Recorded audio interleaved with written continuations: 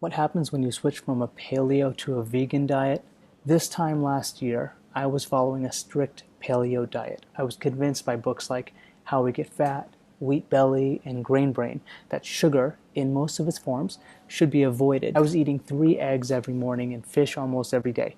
I avoided flour, rice, potatoes, and sugary foods. All to pretty good effect. I achieved paleo nirvana. Ketosis. That's when the body runs on energy stored in fat, triglycerides, instead of energy from the sugar that we eat.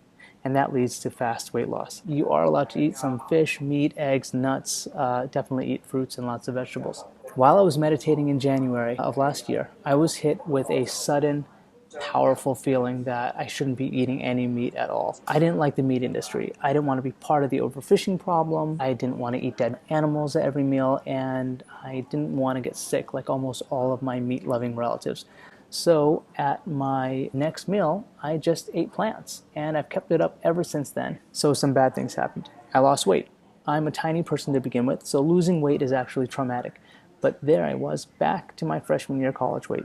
I confused a lot of people because I had been advocating paleo through my website, power20method.com, and now I was switching. So people who had lost weight effectively and happily using paleo were now upset. I got into arguments. My parents thought I was being extreme. My wife, who's a foodie, she loves lamb. She really didn't like this new turn. But some good things happened too. First, my allergies disappeared. I generally couldn't wear my contact lenses because my eyes itched so much. But over the past year, I had no problem. It's not surprising. Dairy causes an autoimmune response, so it's a driver for many allergies. So despite losing some weight, I haven't lost any strength or energy. 3 months after going vegan, I tested my strength and I did 35 consecutive pull-ups. I tested it again 6 months out, and then 12 months out, I am as strong as ever, maybe even stronger. One of the world's strongest men is actually a vegan. So I stopped doing so much cardio. Vegans actually have fewer cardiometabolic risk factors than even marathoners who run 40 miles a week. My bursitis disappeared.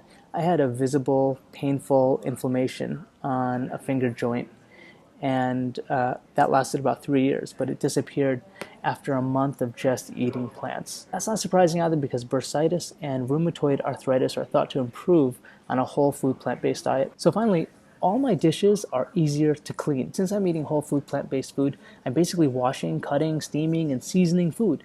Dish cleaning is simple. There's no grease, no blood, no guts, and no nasty bacteria to worry about. The upshot, I'm not going back. I look and feel the same, except I no longer feel the kind of queasy ethical issues that come from eating meat. So, why should I go back? Not everybody can go vegan. To go vegan, you must be psychologically ready, socially supported, and practically prepared. I've been psychologically ready for a long time, and I suspect that most people are too. Nobody really likes the cruel meat industry. I had gone 14 years as a pescatarian, so I had shed my meat addiction a long time ago. My wife and my extended family don't love the decision, but they also don't actively undermine it either. So that is enough of a social support to sustain me. The last step, probably the biggest one, is practical.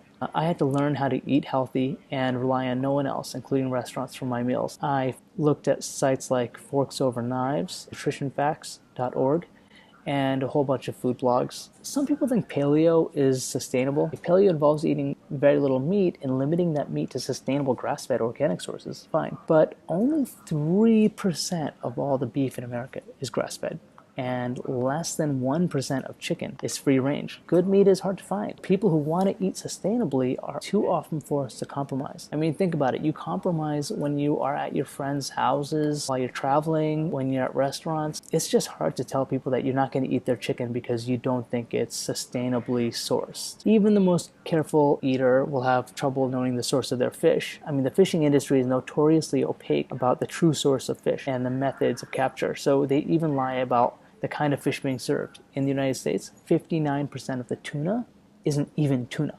So a lot of people ask me, but where do you get your protein? It's a myth that people don't get enough protein. Actually, what people need to worry about is getting enough fiber. 85% of Americans do not get enough fiber, and that causes all sorts of terrible problems, not least of which is diverticulosis and diverticulitis. Over 50% of Americans over age 65 have diverticulosis.